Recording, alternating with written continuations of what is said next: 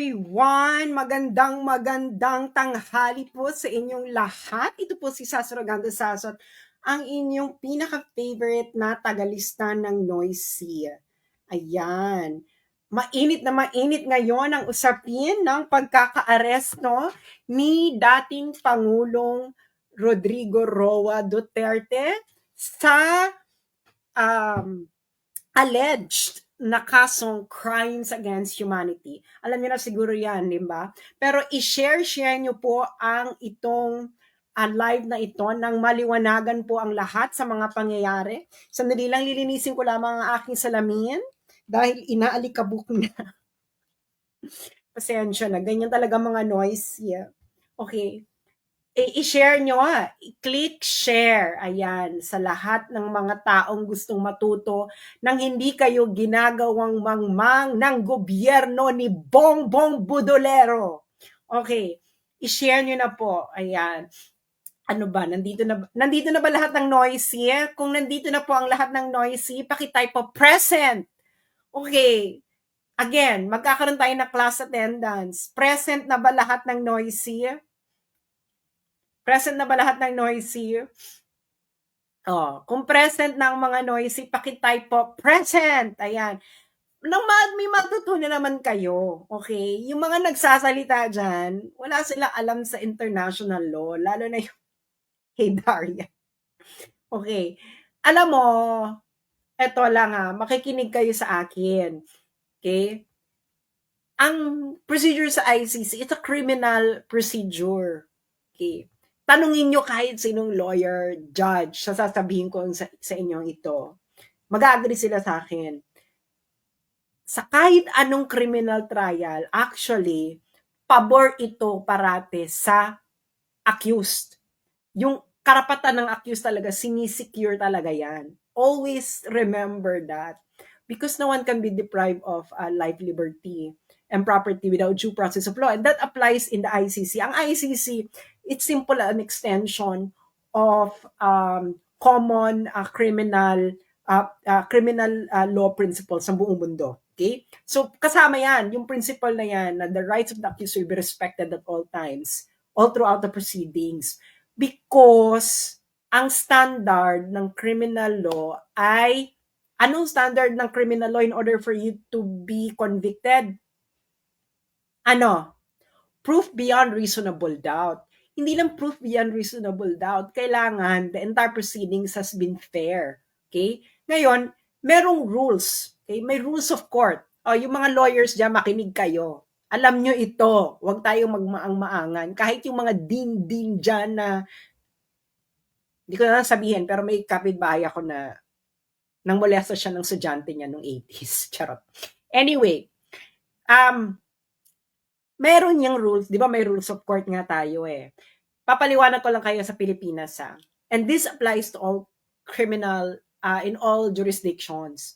Yung procedural fairness, ibig sabihin, the entire procedure, dapat irespeto ito. Dapat, kasi nga dinideprive mo yung tao ng liberty eh. So dapat, meron kang justification kung bakit may dideprive yung liberty ng tao, and dapat ito ay compliant sa kanyang karapatan. Okay? Lalo na accused pa lang eh. Duterte is still an accused person. Hindi po to proof, hindi pa po siya convicted. Kaya yung buong karapatan niya applicable. Okay? Only when you are convicted that your rights are actually curtailed. That's very basic principle in criminal law. Kayo naman mga law din dyan. Don't use your emotions. Use your logic. Okay. Now, ipapaliwanag ko sa inyo ang nangyari. Okay? Eto, malinaw na malinaw sa inyong lahat ang nangyari. Kayong mga pulis, makinig kayo. AFP, makinig kayo. Okay? I-share nyo ito sa mga sundalo ninyong kasama.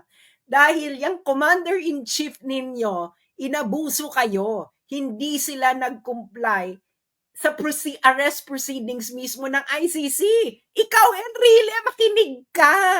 Okay, may mga pa-comment pa ka pa na international law. Hindi mo naman alam yung international law. Enrile, makinig ka nang may matutunan ka. Diyos mio. Okay. Eto bibigyan natin yung facts. Okay. Facts muna tayo, facts. Okay, anong ginawa nila? Inaresto nila si Digong. Dinala saan? Dinala si Digong pagka-aresto. Saan? Saan dinala? Isulat nyo nga, saan dinala si Digong nung inaresto siya? Saan siya dinala? Saan po siya dinala? Saan po siya dinala? Si Digong nung inaresto siya. Saan siya dinala? Hindi ba sa Villamor Air Base? Dinala si Digong nung inaresto siya by virtue of arrest warrant ng ICC. Dinala siya sa Villamor Air Base. Tapos nandun si Torres, binabasa-basahan pa niya ng right si Digong. Tapos si Digong ay isinakay sa aeroplano at inilabas sa Pilipinas, and the airplane now is going to on route to Rotterdam sa Netherlands. Okay, Rotterdam is just a city next to The Hague. Kaya sa Rotterdam yung dinala kasi I believe ang Rotterdam ang airport sa Rotterdam ang tumatanggap ng chartered flights. Anyway, so yun ang facts. May ICC arrest warrant daw. Kinuha si Duterte, dinala sa Villamor Air Base. That's a fact. Nakita nyo yung lahat. Ano ang arrest proceedings ng ICC? Makinig ka, Enrile, itong international law. Okay. Ano? Ito, papabasa ko sa inyo. Article 59. Ito ang arrest proceedings ng custodial state. Ito ang batas. Enrile, itong international law. Makinig katanda. Article 59 ng ICC. Meron pong procedure of arresting an accused. Okay, meron. Batas ito na. Let's work under the condition na nasa jurisdiction tayo ng ICC. Kaya wala tayo sa jurisdiction, edi lalong mas mali yung pagkakaresto nila. So, assuming for the sake of argument na ang Pilipinas ay under sa jurisdiction ng ICC, meron pong arrest proceedings ang ICC. Ano ito? Nandito ito sa Rome Statute, and really, magbasa ka! Magbasa kayo, PNP, magbasa kayo! Bong-bong, wag puro singhot. Article 59 ng Rome Statute. Anong sinabi ng Article 59.1? Ito ang procedure, procedure. A state party which has received a request for provisional arrest or for arrest and surrender shall immediately take steps to arrest the person in question. Ano ibig sabihin yan? Pag naka-receive ka, arrestin mo kagad. Correct. Sabihin natin, correct yung ginawa nila. Inaresto nila. Nakatanggap sila ng warrant of arrest. Inaresto nila. Pero may next step, mga friends. May next step pag inaresto mo. Ano ang step 2? Step 2. A person arrested shall be brought promptly before the competent judicial authority in the custodial state, which shall determine in accordance with the law of the state that 1. A. Warrant applies to the person. 2. The person has been arrested in accordance with the proper process. And C. The person's right have been respected. Step 2 pa lang tayo. Anong sabi nito? Tatagalogin ko. Pag ikaw ay inaresto, anong dapat ang gagawin sa'yo ng arresting officer? Dadalin ka sa harapan ng competent judicial authority. Ibig sabihin, si Digong dapat dinala saan? Sa hukuman ng Pilipinas. Sa harapan ng hukuman ng Pilipinas. Pero anong ginawa nila? Saan nila dinala si Digong? Sa Villamor Air Base. Kailan naman naging korte ang Villamor Air Base? Napakalinaw dito, mga engot kayo. ICC law ito. Ito ang ICC procedure. Ito yung pinagmamalaki ninyo. Violate nyo yung law. Number 1 violation. Hindi nyo dinala si Digong sa harapan ng competent judicial authority. Yung competent judicial authority na yun, which is ang ating korte, dapat ididetermina ng competent judicial authority ng Pilipinas na 1, na ang warrant ay nag-a-apply kay Duterte, and number 2, na yung naaresto si Duterte has been accordance with the proper process. Was it proper process? Hindi mo nga dinala sa harapan ng competent judicial authority, Torres. Tanga ka! Ikaw ang may kasalanan nito. Ignorance of the law. What? Excuses no one. Nasa batas ng ICC, Torres, Bongbong Marcos, na pag inaresto mo, may inaresto ka na may warrant of arrest from the ICC, dadalhin mo yung inaresto mo dapat sa harapan ng competent judicial authority sa bansa mo. Yaan ang nasa batas ng ICC. You violated it. You violated it. Okay. Di ba? Violated na. Kita niyong lahat, saan dinala si Digong? Dinala ba si Digong sa harapan ng competent judicial authority? No! Kitang-kita niyong lahat, siya dinala sa Villamor Air Base. Hindi ba? Villamor Air Base. Villamor Air Base is not a competent judicial authority. The AFP, na yun ang pugad ng AFP, Villamor Air Base is not a competent judicial authority. Torres is not a competent judicial authority. Sino lang ang competent judicial authority sa Pilipinas? Nasaan ang judicial power sa Pilipinas? Nasa Supreme Court and the courts. Dinala ba nila sa kahit anong korte sa Pilipinas si Duterte? No. So they violated ICC rules already. Doon pa lang. They violated procedures. At alam to ng mga lawyers, if you violated a procedure, anong mangyayari sa kaso? Diba? If things are fair, anong mangyayari? Tanungin nyo sa mga lawyers.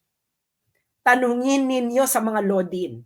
Kung sinabi kong sila na sasabihin nila hindi madi-dismiss, you are not acting on jurisprudence. Ayan o, in accordance with the law of the state, ibig sabihin in accordance sa law ng Pilipinas, ididetermine na pa ng korte ng Pilipinas dapat na yung warrant ay nag-a-apply kay Duterte. Second, na yung pagkaka-aresto kay Duterte ay dumaan sa proper process. At number 3, na ang rights ng arrested ni Duterte ay dapat respected. Ididetermine na pa yun ng court. Anong ginawa nila, Bongbong? Anong ginawa ng AFP? Anong ginawa ninyo mga polis? Ipinasok nyo si Duterte sa eroplano at inilipad nyo palabas. Is this according to the arrest proceedings ng ICC? No. Is it according to the arrest proceedings ng Pilipinas? No. So kayong mga polis, kayong AFP, anong batas ang sinusunod ninyo, mga putang ina kayo? Sabihin nyo sa mga Pilipino, anong batas ang sinusunod ninyong mga putang ina kayong mga sundalo at mga pulis sa ginawa nyo kay Duterte? Batas ng Pilipinas? Definitely no. Batas ng ICC? Definitely no. Dahil ayon mismo sa ICC, dapat ang inaresto ninyo ay dinala mismo sa harapan ng competent judicial authority ng Pilipinas. At yung competent judicial authority na yon, dapat ay aalamin pa na ang warrant ay nag-a-apply kay Duterte, ang arrest proceedings ay proper, at ikatlo, ang rights ni Duterte ay respected. Hindi nyo ginawa yan. So definitely, kayong mga sundalo, kayong mga pulis, anong batas ang sinusunod nyo? Explain it to the Filipino people. What was the law did you follow? What was the law did you follow? Illegal. Everything that you did is illegal. You are not following the Constitution. You are not even following the ICC statute. So what are you following, kayong mga sundalo at mga pulis? Magising kayo. Ngayon, okay, nag-violate na sila doon. Hindi ba? Nag-violate na sila noon. Hindi nila iniharap si Digong. Hindi nila hinarap si Duterte sa competent judicial authority. Dinala nila, di ba, sa Villamor Air Base, and from Villamor Air Base, inilakay ng eroplano. That's not according to the arrest proceedings of ICC itself. Meron ka ng procedural flaw. Kayo ang nagkamali. Kayo mga pulis, mga sundalo, wala kayong batas na sinusunod. Mahiya kayo sa mga anak ninyo, sa pamilya ninyo, at sa bansang Pilipinas. Anong batas ang sinusunod ninyo? Ito ang batas na umiiral sa arrest ni Duterte. ICC statute. According to the ICC statute, dapat si Duterte ay iniharap sa competent judicial authority ng Pilipinas. Hindi nyo ginawa yan. So, anong sinusunod ninyong batas? Wala. Ngayon, violated na yan. Pupunta ngayon tayo sa Article 59.3. Anong sabi ng Article 59.3 ng arrest proceedings? The person arrested shall have the right to apply to the competent authority in the custodial state for interim release pending surrender. Anong ibig sabihin nito? Di ba? Inaresto mo. Tama. Inaresto nyo. Kayo, tama. Ang pagkakamali nyo kayong mga sundalo at mga polis, hindi nyo ginawa yung step 2. Dinala nyo dapat si Duterte sa harapan ng competent judicial authority ng Pilipinas. At pag nakaharap na si Duterte sa competent judicial authority, dun siya mag-a-apply ng interim release pending surrender. What did you do? You violated the procedures of ICC itself. Sabihin nyo nga sa akin, kayong mga law din na nagmamarunong-marunong, was Article 59.2 complied with? Kitang-kita ninyo ang nangyari. Kitang-kita ninyo mga nangyari, kayong mga law din na nagmamarunong. Kitang-kita ninyong mangyari. Hindi na natin kailangan ditong mag-calisthenics. Alam niyo at alam ko, pareho tayong may alam sa batas. If the law is clear, we refer to the ordinary language meaning of the law. Ano ang ordinary meaning ng Article 59.2? Kayong mga law din. A person arrested shall be brought promptly before the competent judicial authority in the custodial state. Ordinary meaning. Ano ibig sabihin yan?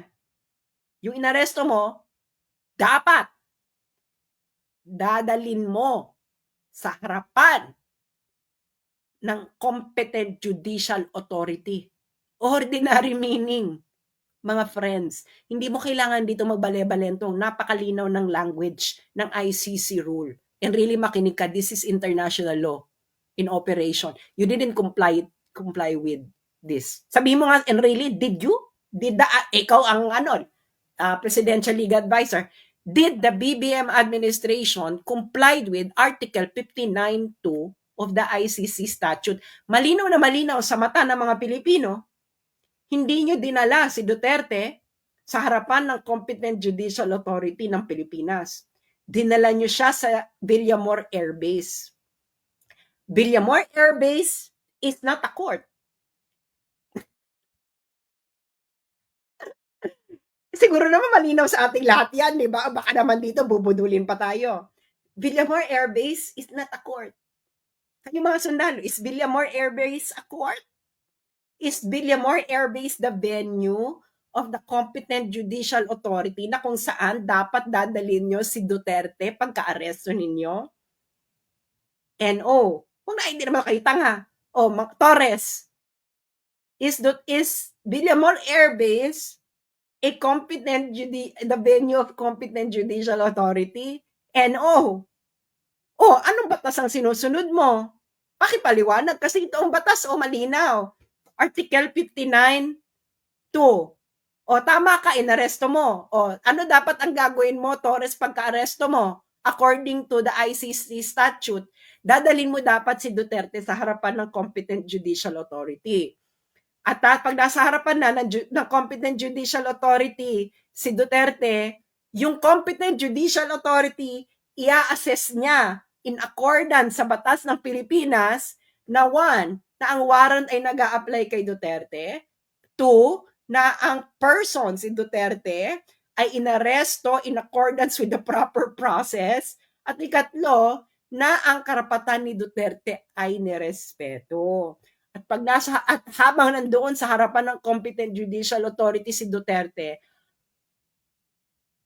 pwede siyang mag-request sa harapan ng competent judicial authority ng interim release pending surrender. Hindi nyo nga siya dinala sa harapan ng competent judicial authority. Doon pa lang mali na kayo. So, merong procedural flaw.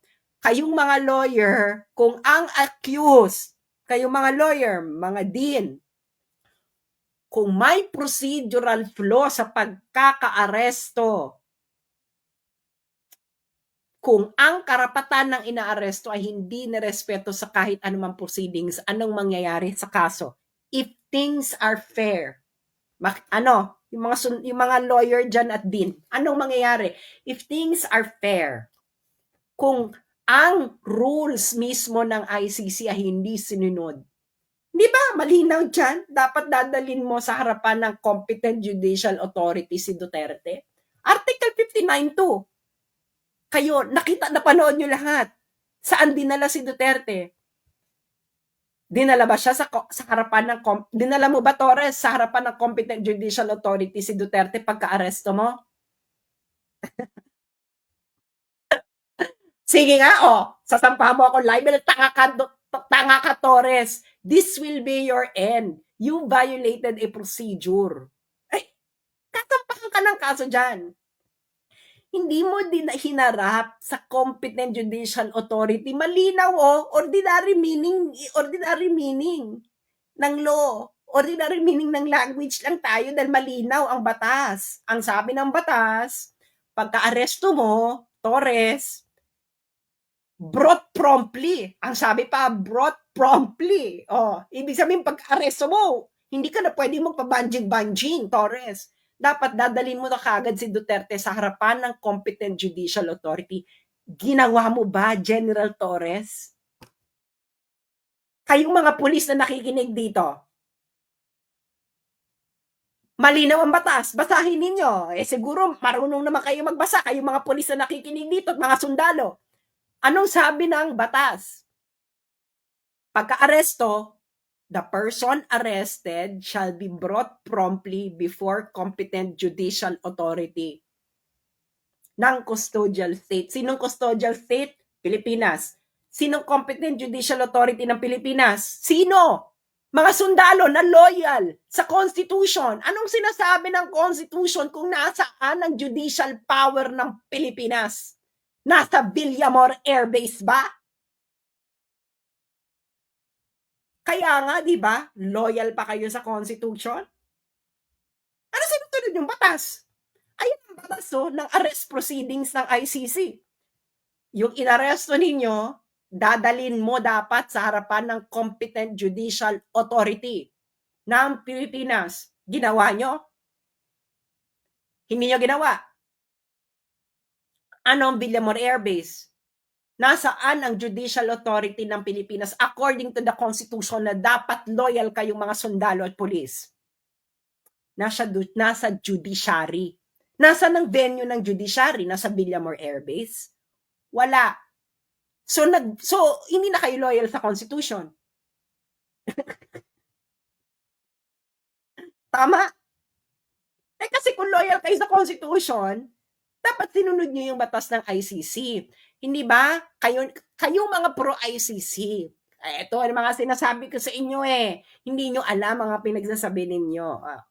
Siyempre, hayaan mo na kayo magkamali bago kayo i-correct, di ba? Hindi nyo inalam, may batas pala ang pag-aaresto. Really? Meron palang international law ng pag-aaresto dapat kay Duterte. Hindi mo sinunod. Ano ba yan? Ano ba kung ginawa mong advice? Ayan, malinaw, dapat iharap si Duterte in front of a competent judicial authority. You didn't do it. Dinala mo sa Villamor Air Base. Anong legal calisthenics ang gagawin ninyo kung bakit justified yung violate ninyo ng Article 59.2? Article 59.2 pa lang. Hindi pa tayo pupunta sa Article 59.3. Dalawa na. This is assuming na may jurisdiction ang ICC. Ngayon, assuming na meron jurisdiction, nag-comply ba kayo sa Article 59.2 and then Article 59.3? No! So kayong mga lawyer na nakikinig, kayong mga law din, mga law students, kung may kliyente ka at binayolate ang Article 59.2 at Article 59.3 ng karapatan ng iyong kliyente. Anong gagawin mo?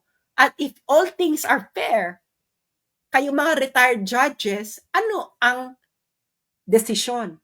Hindi ba sa Pilipinas? Akala nyo wala akong alam. Di ba sa Pilipinas, marami tayong jurisprudence. Ang tinatawag na improper service of summons or improper service of warrant. Anong ibig sabihin niya, mga friend? Makinig kayo. Okay? Halimbawa, ikaw, no, may hinaharap kang kaso. Tapos, hindi mo natanggap ang summons. Hindi mo natanggap ang warrant. Ang warrant na dala sa ibang address or whatever. Tapos, nagpatuloy yung kaso. Tapos, na-convict ka. Na-convict ka kunwari. Pero merong flaw sa procedure. Improper service of warrant. Anong sinasabi ng jurisprudence ng Pilipinas? Dismissed ang kaso kahit convicted ka because of improper service of warrant. Because the service of warrant is part of the right of the accused that the warrant should be properly served. Ganon katindi kasi sa criminal procedure, the rights of the accused will have to be respected all throughout the proceedings. Hindi na tayo dito kangaroo court, mga friends. Hindi na tayo dito quadcom, no? Meron na pong batas. Ang batas po ay dapat hinarap nyo sa competent judicial authority. Hindi nyo hinarap sa competent judicial authority sa Pilipinas. Flaw. Di ba flaw? Yung mga sundalo, mga pulis, anong batas ang sinusunod ninyo? Tanungin yung mga may kakilala ditong sundalo at pulis. Hindi ba loyal dapat sila sa Constitution? Sa Constitution natin, di ba, international law will be part of the law of the land. Di ba, general principles, di ba?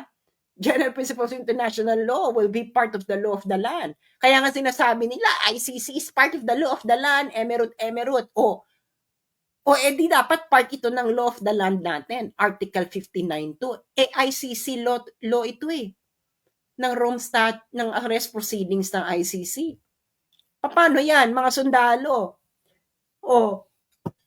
Meron bang batas sa Pilipinas na nag-justify sa ginawa nyo kay Duterte? Wala. Meron bang batas sa ICC arrest proceedings na nag-justify sa ginawa ninyo? Wala.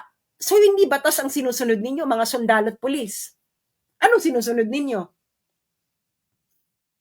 Paki-explica. Hindi batas ang sinunod ninyo nung ginawa nyo kay Duterte. Hindi tao ang sinunod ninyo. So you are no longer under the rule of the law, but under the rule of men. Mag-isip-isip kayo. Yung mga matitinong sundalo dyan, nakikinig ba kayo, mga kayong mangging kaligatan? I'm pretty sure, no? 16,000 tayo. I'm pretty sure nakikinig kayo. Uulitin natin sa mga kakarating pa lang. Okay? Ulitin natin sa mga kakarating pa lang. Facts muna tayo. Facts. Anong facts? Meron daw warrant of arrest na inisyo ang ICC laban kay Duterte. Inaresto nila si Duterte, dinala nila sa Villamor Air Base. After Villamor Air Base, isinagay sa aeroplano. Malinaw yan sa mga Pilipino. It is clear to the Filipino people what happened. Pero according sa arrest proceedings ng ICC, ito ang batas. Di ba sabi niyo sinusunod niyo ang ICC? So dapat susundin niyo rin ang ICC arrest proceedings. Ano ang arrest proceedings ng ICC? Arrest. Yung inaresto, iaharap mo dapat sa competent judicial authority. Ang competent judicial authority, titingnan ang warrant. Okay, titingnan ng competent judicial authority ng Pilipinas na yung warrant ba ay applicable sa person, ang pag-aresto ba ay in accordance with proper process, at nirespeto ba ang rights ng inaresto in accordance with the local law. State law ay nakalagay, Article 59.2. Okay? Pagkatapos niyan, habang nakaharap si Duterte sa competent judicial authority ng Pilipinas, doon siya magre-request ng interim release. Ngayon, ang korte ipaprocess yung interim release, i-determine na kung may grounds ba for interim release, etc. Sinunod niyo ba ang arrest proceedings ng ICC? I am operating under your assumption na may jurisdiction ng ICC. Kung may jurisdiction ang ICC sa Pilipinas, then dapat nag-ooperate ka according to arrest proceedings ng ICC. Hindi ka nag-operate. Nilabag mo yung arrest proceedings. Wala ito sa batas ng Pilipinas. So si Torres, anong batas ang sinusunod niya? Ignorance of the law, Torres, excuses no one. Ignorant ka, Torres, sa batas na pinapatupad mo, which according to you is the law of ICC. But according to the law of ICC, Torres, at kayo mga sundalo at mga pulis dyan, dapat hinarap ninyo si Duterte sa competent judicial authority. Pero ang ginawa ninyo, inilagak nyo siya sa Villamor Air Base. Villamor Air Base is not a venue of competent judicial authority. And competent judicial authority, again, kayong mga loyal sa Constitution, mga sundalo at pulis, na kanino vested ang judicial power sa Pilipinas? Nasa Villamor Air Base ba? Napakalinaw, hindi ba? Oh. So, sa makatiwid, ginago ninyo ang mga Pilipino. Ginagago ninyo ang mga sarili ninyo. Ginagago ninyo, kayo mga pulis at mga sundalo, ginagago ninyo mga anak ninyo at mga asawa ninyo at pamilya ninyo at ang susunod na henerasyon. Sumunod kayo sa kautusan ng bangag na hindi alam ang batas na dapat ay pinapatupad ninyo. Saan kayo ngayon loyal? Sa Constitution? O nasaan sa Constitution na tama yung ginawa ninyo? According to the Constitution, international law is part of the law of the land. Kayo nagsasabi, pinapatupad ninyo ang warrant of arrest ng ICC. Ergo, you are complying within the law of ICC. Dapat. Nag-comply ba kayo? No. Ba't hindi kayo nag-comply? Dahil hindi nyo alam ang batas. Is that an excuse? Ignorance of the law excuses no one. Oh, nagpagamit kay kasi sa mga politiko. Ngayon, etong mangyayari dyan, mga sundalo, mga pulis, mag-isip-isip na kayo. The first defense of Duterte is the violation of Article 59.2. ICC ngayon ay mapupunta sa hotspot kasi malinaw na malinaw. Hindi hinarap si Duterte sa harapan ng competent judicial authority ng Pilipinas. Pag nagsalita ang ICC na okay lang na hindi iharap sa competent judicial authority, ICC will be violating its own rule. Napakalinaw, this is ordinary meaning ng language principle. And this will be taken up, but I'm sure by the UN Security Council. Sino mga permanent members ng UN Security Council? China, Russia, US, France, UK. Well, maybe US, hindi natin alam kung anong magiging response. But Russia and China will definitely move to cancel the proceedings. Suspend at least. UK at France. Paano i-justify ng UK and France na malinaw na hindi hinarap si Duterte in front of a competent judicial authority ng Pilipinas?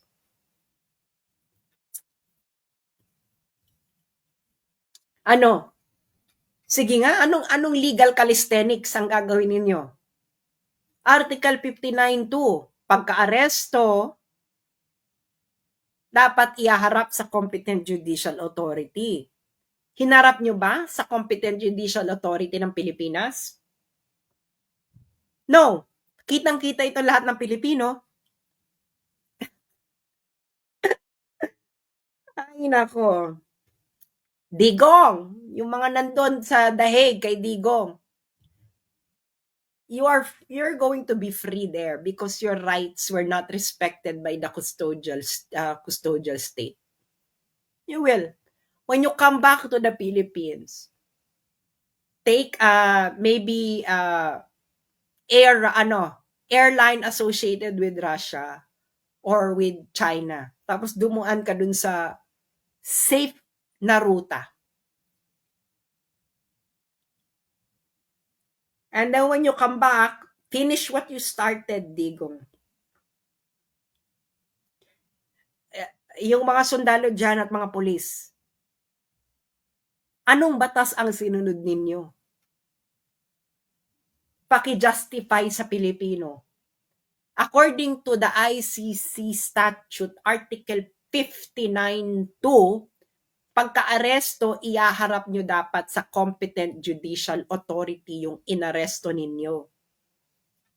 Ginawa nyo ba? Bakit hindi nyo ginawa? Walang nag-inform sa inyo. Aba, ignorance of the law doesn't excuse anyone. You were not operating under any law when you arrested Digong, dinala mo siya sa Villamor Air Base, at isinakay mo siya sa eroplano dahil ang procedure, arrest, ihaharap sa competent judicial authority. Ang competent judicial authority, titingnan yung warrant, titingnan yung procedures in accordance with the law ng Pilipinas kung nag-comply. At ikatlo, doon magre-request si Digong ng interim release. Karapatan niya yun, nakalagay dito. Nirespeto nyo ba? Kayong mga sundalo at mga pulis, sinong nag-utos sa inyo para labagin mismo ang batas ng ICC? Remember, Duterte is still innocent. Because he's not convicted. Pero tinraton ninyo siyang convicted. Is that correct? Duterte will be returned. Okay? If alive, maybe itong mga taong to will have mercy. Kaya kayong mga taga Mindanao na nakikinig sa akin, naiintindihan niyo ba yung sinabi ko? Ginago ang kauna-unahang presidente ng Mindanao. Malinaw ang pagkakadiscuss ko dito. Very tight. Malinaw ang proceedings. Hindi ginawa. You all have the right to be angry because everything that happened is a fruit of a poisonous tree. Everything that happened has no legitimacy. Ergo. Diba? Tama? Yung mga dyan, law professors. If something is a fruit of a poisonous tree, the proceedings leading to that something is what? Basic yan, diba? Basic yan sa law. If something is a fruit of a poisonous tree, and what happens to the proceedings leading to the something? Void. Illegal. Not accordance to law. Parte ito ng law. Dapat hinirap nyo si Duterte in front of the competent judicial authority. Nakaligtaan. Either nakaligtaan nila dahil high or hindi nila binasa yung batas. Either way, yung mga sundalo at pulis niloko nung nag-utos sa kanila. Uto-uto naman kayo. For me, uto-uto kayo. Yung mga sundalo, mga pulis na inaresto, nagpauto kayo.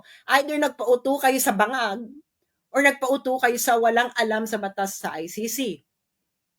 Eh kung both, mas malala. Bangag na, wala pang alam sa batas ng ICC. So mag-isip-isip na kayong mga sundalo at mga pulis kung anong pinaggagawa sa ininyo. Ewan ko sa inyo. Duterte, this is the first thing na titingnan. Diba? Binayolate na karapatan mo. Binayolate yung karapatan mo Oh, fruit of a poisonous tree. So, yun lamang po. At maraming salamat. Keep sharing. At yung mga pulis at sundalo dyan, yung mga law din, malinaw ang facts. Mga dean ng mga law schools, malinaw ang facts, hindi ba? Inaresto si Duterte, dinala sa Villamor Air Base, isinakay sa eroplano. Yung mga law din dyan, kung tunay kayong may alam sa batas, anong sinasabi ng ICC law? Pag-aresto, ihaharap sa competent judicial authority. After pagharap sa judicial authority, yung judicial authority i-determine na kung yung warrant ba ay para dun sa tao, proper ba yung pag-aresto, at nirespeto ba yung karapatan. And after nun, may karapatan si Duterte humiling ng interim release. Kayong mga law din, napakasimple nito. Hindi ba? The wording of the law is not ambiguous. Ang facts ng nakita ninyo kahapon, judge it according to the law of ICC on arrest proceedings. Did the facts yesterday comply with the arrest proceedings ng ICC? Napakasimpleng tanong. Kahit siguro first day law student masasagot. 'Di ba? Tanong, yan ang pagdebatihan nyo ngayon. Facts. Inaresto, dinala sa Villamor Air Base, isinakay sa eroplano, itinakas, inilabas ng Pilipinas. Ano ang batas? Arrest, present promptly before a competent judicial authority. Competent judicial authority will look at the warrant, will look at the proceedings ng pagkakaaresto, titingnan kung nirespeto ang karapatan ng accused, and the accused can request interim release. Kasama sa karapatan niya yon. Again, law din ng lahat ng law school sa Pilipinas. Facts kahapon, inaresto, dinala sa Villamor Air Base, isinakay sa eroplano, inalabas sa Pilipinas. Batas, arrest, iharap sa competent judicial authority, bubusisiin ang warrant, ang pagkakaaresto, at kung na-comply ba ang rights ng accused. At doon, pwedeng mag-request si Duterte ng interim release before surrender sa ICC. Tanong, yung law and facts, magkatugma? Kung ang law at ang fact ay hindi magkatugma, sino dapat manaig? Ang law, di ba?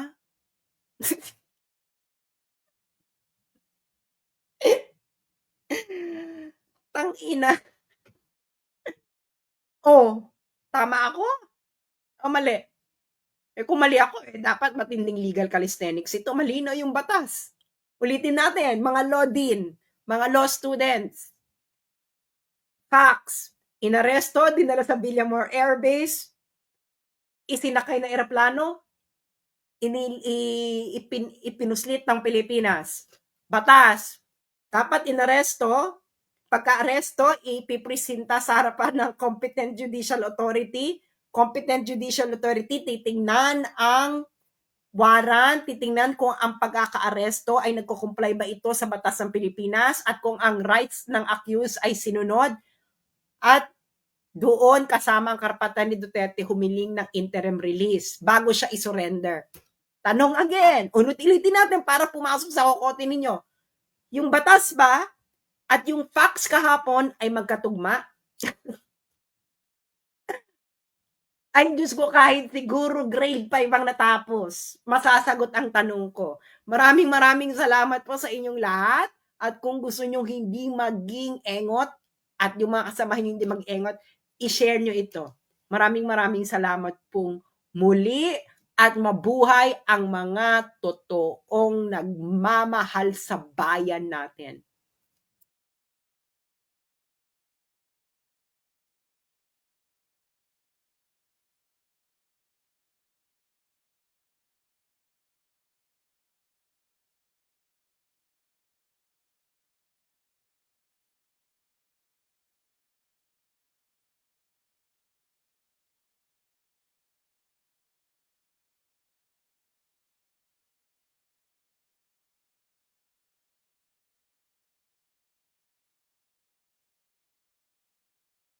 This is